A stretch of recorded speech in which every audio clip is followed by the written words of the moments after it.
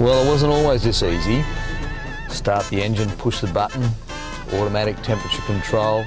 It's hard to believe that once upon a time there was a person who made the car, and then there was a person who made the whole air conditioner, not only made the whole air conditioner but also installed the whole air conditioner from scratch. And the history of the way that they put together an industry virtually from tin sheds is remarkable. Industry here, everything new, you know, no one knows anything about. No. This is condenser, yeah, this is condenser, you know. People cannot believe the stuff we did. There weren't a lot of air conditioner people around, and of course there's Smith's air conditioner, there's refrigeration heating controls and a couple of companies like those Mark IV, and all those were bringing in under-dash systems and air conditioner kits for larger motor cars, and things were not that professional. Well, I worked for BMW at a dealership, and they, no training at all, knew nothing about air conditioning. Yeah. We just had a gas machine there, and if a car had a problem, we just gassed it up. So we had this American book, and it basically showed you what a discharge hose was and a suction hose was, and we didn't know the difference between hoses. And so we opened the box up on the floor, and I think it was 4 days later, I think we had it fitted. 4 and 60, 4 windows down, 60 kilometres an hour. That was fine for an EH Holden.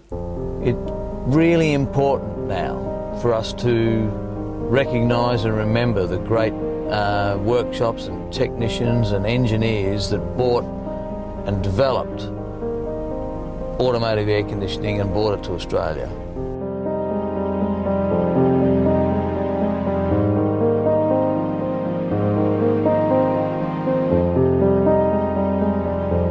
Let's not be importing a kit in a box like everybody else. Let's be doing something special. We're able to do it. The story that we're ultimately going to tell about the history of automotive air conditioning is about everyone. It's about those manufacturers, those early pioneers who made everything and installed everything, but it's also about the early workshops that installed the manufactured components.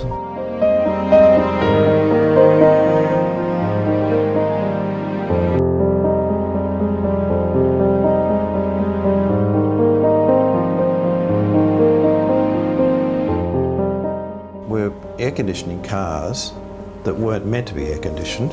We made the unit for the Range Rover. We even mixed the paint to paint the evaporator front on the passenger side, the grey, the same as the Range Rover dashboard.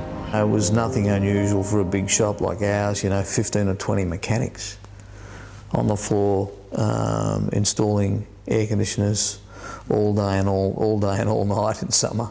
York Rotary. We actually fitted this at AMC to John Law's Rolls-Royce Silver Cloud. We were the biggest ambulance air conditioning people in the world. We had to fabricate inside to get the evaporator under the dash. The two blokes that start, one to do the front and one to do the inside. We were doing GH Sigmas in 35 minutes. They made everything. They made the brackets, the evaporators, the condensers, the pipework, all made from scratch. Hand-built, if you like.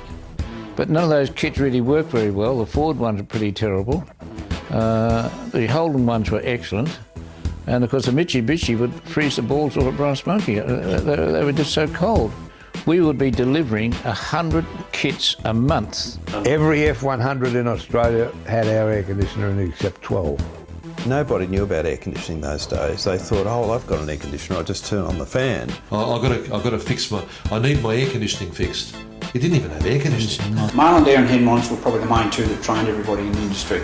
You know, the interesting thing about being a good automotive air conditioning mechanic, which started back then and it still applies today, is that you've got to be a reasonably good knowledge of auto electrics.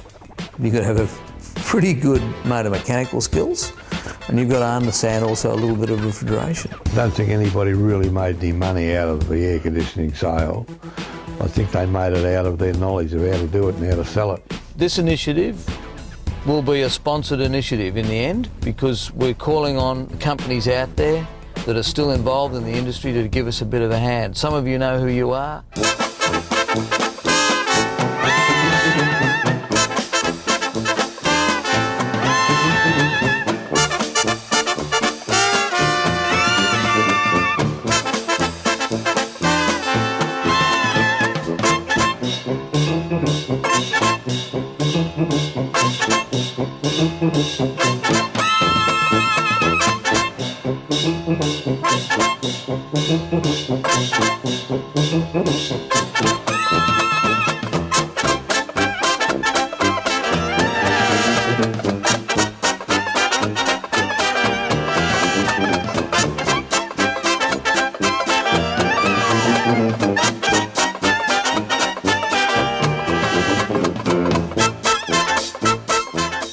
This history-making project is a VASA initiative, but we can't do it on our own.